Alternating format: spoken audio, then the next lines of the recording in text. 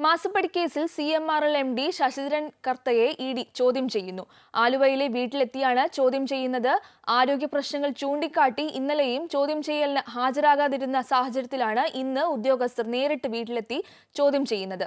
അതേസമയം CMRL നിന്നും എക്സാലോജിക്കുമായുള്ള സാമ്പത്തിക ഇടപാട് രേഖകൾ കൈമാറാൻ CMRL ഉദ്യോഗസ്ഥർ തയ്യാറായിട്ടില്ല.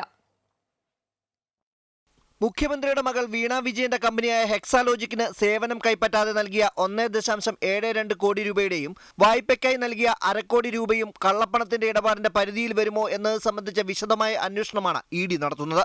ഇതിൽ മൊഴിയെടുക്കാൻ CMRL MD ശശിധരൻ കർത്തയോട് 2 തവണ ഹാജരാകാൻ നോട്ടീസ് നൽകിയിട്ടും ഇദ്ദേഹം ആരോഗ്യ പ്രശ്നങ്ങൾ ചൂണ്ടിക്കാട്ടി ഒഴിഞ്ഞുമാറുകയും കോടതിയെ സമീപിക്കുകയും ചെയ്തിരുന്നു.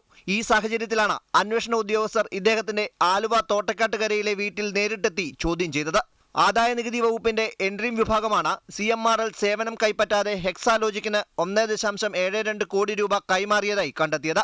ഇതിൽ ഇവർ 2023 ജൂണിൽ തന്നെ തീർപ്പ് കൽപ്പിച്ചതാണെന്നും അതിനാൽ രേഖകൾ കൈമാറാനാകില്ലെന്നുമാണ് CMRL ഉദ്യോഗസ്ഥർ EDയെ അറിയിച്ചത്. രഹസ്യ സ്വഭാവമുള്ളതിനാൽ ഇക്കാര്യം വെളിപ്പെടുത്താൻ കഴിയില്ലെന്ന നിലപാടാണ് ചോദ്യം ചെയ്യലിൽ CMRL ഉദ്യോഗസ്ഥർ തുടരുന്നത്. അതേസമയം മാസപ്പടി ആരോപണത്തിൽ ആദായ നികുതി വകുപ്പിന് എക്സാലോജിക്കിനെതിരെ മൊഴി നൽകിയ chief general manager P. Suresh Kumar, മുൻ ക്യാഷ്യർ വാസുദേവൻ എന്നിവരെ ED ചോദ്യം ചെയ്തതിൽ നിന്നും EDക്ക് നിർണായക മൊഴികൾ ലഭിച്ചിട്ടുണ്ട്. ഇവരിൽ നിന്ന് ലഭിച്ച മൊഴികളുടെ കൂടി അടിസ്ഥാനത്തിലാണ് ശശിധരൻ കർത്തയെ ചോദ്യം ചെയ്തത്. CMRLൽ നിന്നും കൂടുതൽ പേരെ ചോദ്യം ചെയ്യാനുള്ള തയ്യാറെടുപ്പിൽ കൂടിയാണ് ED. അമൃത ന്യൂസ്, കൊച്ചി.